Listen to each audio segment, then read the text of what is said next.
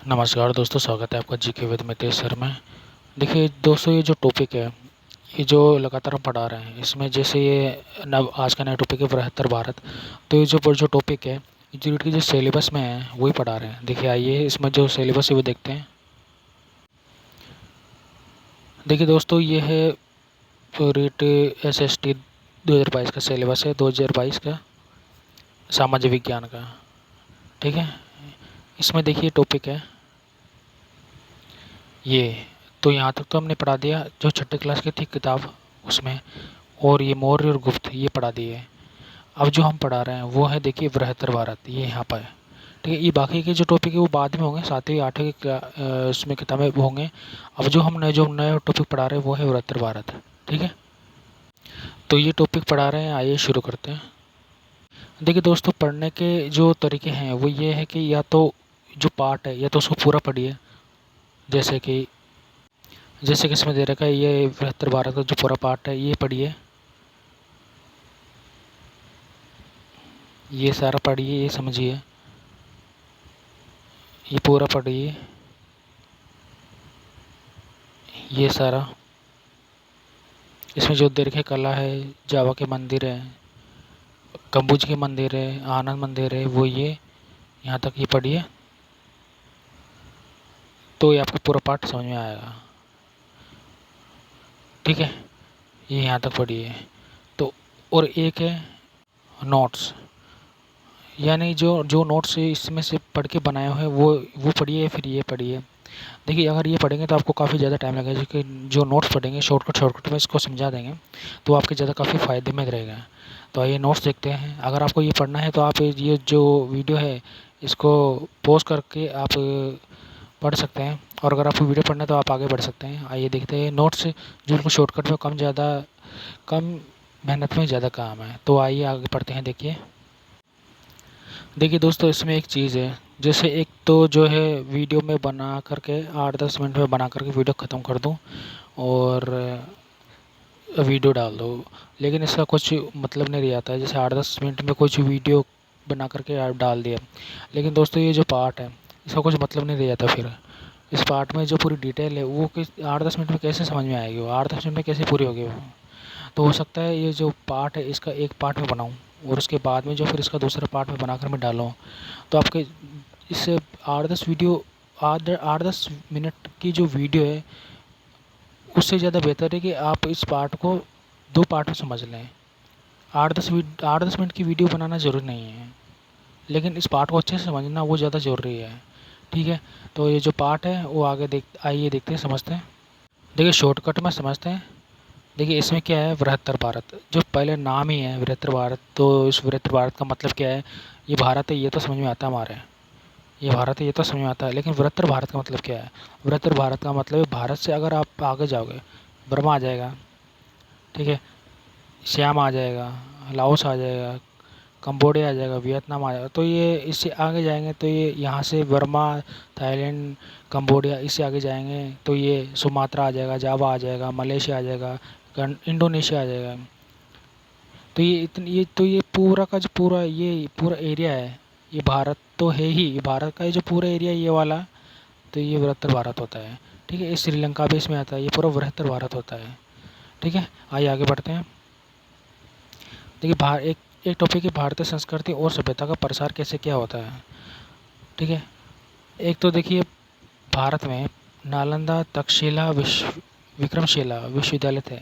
नालंदा, तक्षशिला और विक्रमशिला विश्वविद्यालय थे भारत में। तो नालंदा कहाँ पर, बिहार में, तक्षशिला पाकिस्तान में, और जो विक्रमशिला है वो भी बिहार में ही है। देखिए जो तक्षशिला है वो कहाँ पर है, वो पंजाब में, पंजाब के जो रावलपिंडी शहर है वहाँ पर है। ठीक है, कौन सा पंजाब है, जो पाकिस्तान का पंजाब है उसमें।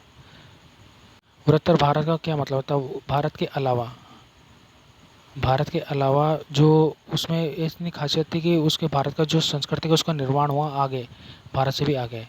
ठीक है, यानी भारत का जो है ये इससे भी आगे यहाँ पर व्यापार हुआ, और व्यापार के सारे भारत की सभ्यता संस्कृति का प्रसार यहाँ पर हुआ। ठीक है, देखिए भारत के अलावा भारत के अलावा जो थे चीन, Japan, Tibet, Sri Lanka, Korea, Mongolia आदि से छात्र पढ़ने आते थे। भारत की इतनी सभ्यता संस्कृति इतनी विकसित हो गई थी। नालंदा, तक्षशिला और विक्रमशिला ये विश्व स्तरीय महाविद्यालय विश्वविद्यालय थे। ये विश्व स्तरीय विश्वविद्यालय थे। तो यहाँ पे जो चीन है, जापान है, तिब्बत है, श्रीलंका है, कोरिया आदि से जो छात्र पढ़ने आते थे, इतनी सभ्यता विकसित हो गई थी, इतनी संस्कृति, इतनी विद्या आ गई थी उस समय। तो जो तो उनको पढ़ने के लिए क्या किया, जैसे जो चीनी विदेशी यात्री, जैसे चीनी यात्री की बात करें तो फायान है, हेनसांग है, इत्सिंग है, चीनी यात्री आदि प्रमुख आते थे। बात करें व्यापार की, तो व्यापार जो होते थे वो कहाँ से होते थे, ज़मीन और समुद्र के रास्ते से होते थे। ये जैसे भारत है, तो भारत के यहाँ से समुद्र है, तो यहाँ से समुद्र के रास्ते से व्यापार होता था, ज़मीन के रास्ते से व्यापार होता था। भारत से मलमल, छींट, रेशम व जरी के वस्त्र, नील, गरम मसाले, लोह, इस्पात की वस्तुएं निर्यात की जाती थी। देखिए मलमल, छींट, रेशम और जरी के वस्त्र, साथ ही गरम मसाले, लोह, इस्पात की वस्तुएं भेजी जाती थी। यह माल कहाँ जाता था, तो जावा, सुमात्रा आदि दक्षिण पूर्वी एशियाई देशों तथा पश्चिम और मध्य एशिया से आगे तक भेजा जाता था। देखिए मैं आपको एक मैप में बता देता हूँ ये माल कहाँ तक जाता था। ये देखिए, जैसे ये भारत है, ये नेपाल है, ये भूटान है, ये अरुणाचल प्रदेश लास्ट बॉर्डर है। तो यहाँ से आगे चलते तो ये है ब्रह्मर्षि देश लिखा हुआ है। ब्रह्मर्षि देश लिखा हुआ है तो इसका मतलब ही ये है बर्मा। ठीक है, ये तो है बर्मा यानी म्यांमार।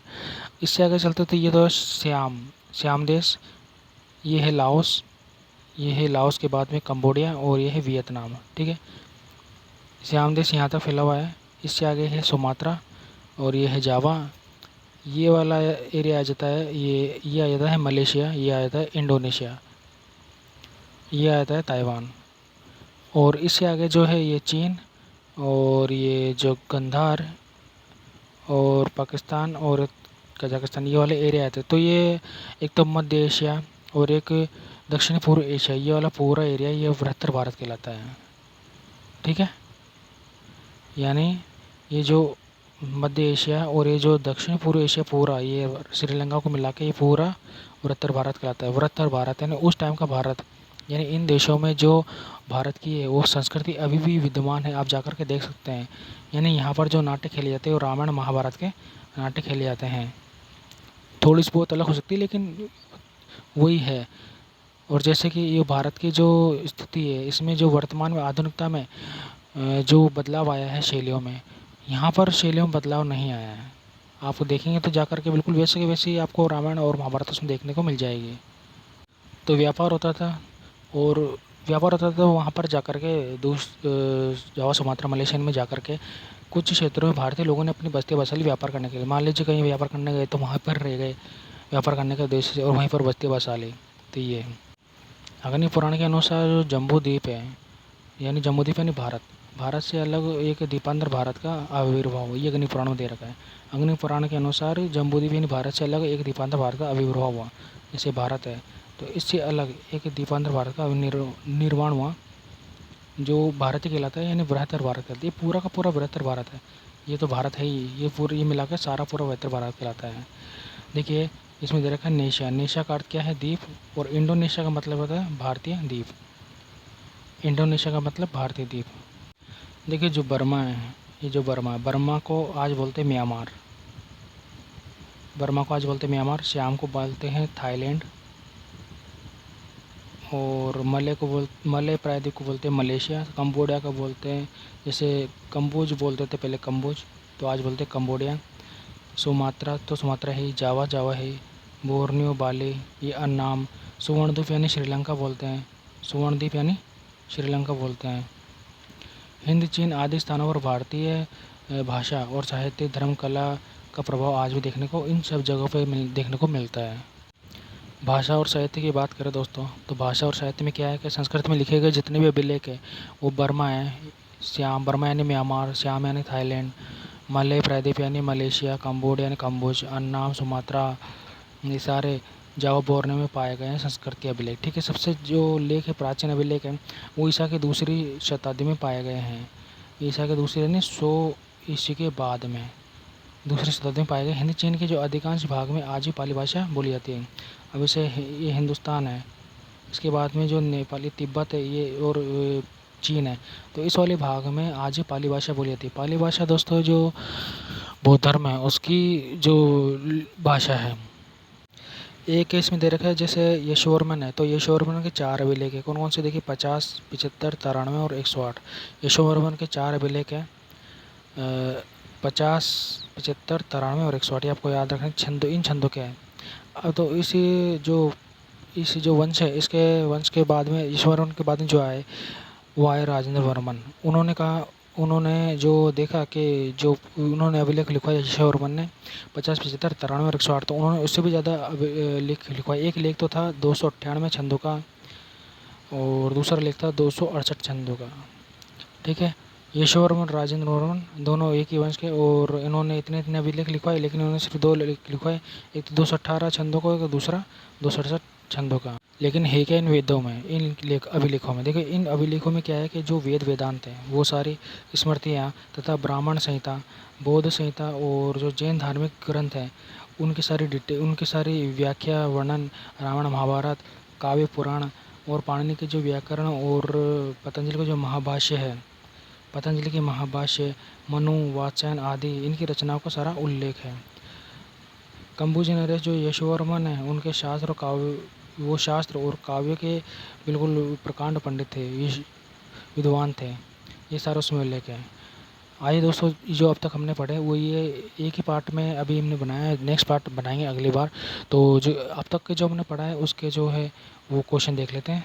आइए, क्वेश्चन है दोस्तों, महत्वपूर्ण प्रश्न है, बस जवाब दीजिएगा। देखिए, भारत में शिक्षा के बड़े केंद्र थे। भारत में शिक्षा के बड़े केंद्र थे नालंदा, तक्षशिला, विक्रमशिला या फिर ये सभी? तो भारत में शिक्षा के बड़े केंद्र थे ये सभी, नालंदा, तक्षशिला, विश्वविद्यालय। एक है दोस्तों ये जम्बूद्वीप भारत। जम्बूद्वीप भारत से अलग एक द्वीपांतर भारत का आविर्भाव हुआ, किसके अनुसार? जो जम्बूद्वीप भारत है उससे अलग द्वीपांतर भारत का आविर्भाव किसके अनुसार हुआ? अग्निपुराण के अनुसार। ठीक है, न मत्स्य पुराण है, न गरुड़ पुराण है, न विष्णु पुराण है, अग्निपुराण के अनुसार। नेक्स्ट है, देखिए दोस्तों, सम्मिलित करना है। ये एक तरफ है बर्मा, श्याम, मलय, प्रायद्वीप, कम्बोज और सुवर्णद्वीप, और एक तरफ है मलेशिया, म्यांमार, श्रीलंका, थाईलैंड और कम्बोडिया। तो इसको सम्मिलित कैसे करेंगे? देखिए, जो म्यांमार है वो जो बर्मा है, बर्मा को आधुनिक समय में क्या बोला जाता है? म्यांमार। तो ये इसमें सम्मिलित हो जाएगा। ठीक है, श्याम है, श्याम को आधुनिक समय में क्या बोला जाता है? थाईलैंड। ये रहा थाईलैंड, ये हो गया। मलय, मलय को आधुनिक समय में क्या बोला जाता है? मलेशिया। ये मलेशिया होता है। कम्बोज, कम्बोज को आधुनिक समय में बोला जाता है कंबोडिया। सुवर्ण को आधुनिक समय में बोला जाता है श्रीलंका। तो ये सम्मिलित हो गया। नेक्स्ट है, यशोवर्मन के जो 4 अभिलेख है, एक तो 50 का था, 50 अभिलेखों का था, 50 छंदों का था, एक 75 छंदों का था, एक 93 छंदों का था, और एक कितने छंदों का था वो बताना है। कितने छंदों का था? 50, 75, 93 और के 110, 119, 108, 120। तो 50, 75, 93 और 108 छंदों का। 10 नहीं है, 19 नहीं है, 120 नहीं है, 108। तो दोस्तों ये जो है शॉर्टकट में आपको बताया था नोट्स, और ये जो क्वेश्चन है, महत्वपूर्ण क्वेश्चन है, आपको बताएं। कैसे लगी वीडियो बताएगा ज़रूर। सब्सक्राइब कर लीजिए वीडियो को, और आप मिलते हैं नेक्स्ट वीडियो में। तब तक के लिए जय हिंद, जय भारत। अगली वीडियो को देखना मत भूलिएगा, अगले वीडियो को। ठीक है दोस्तों, जय हिंद, जय भारत।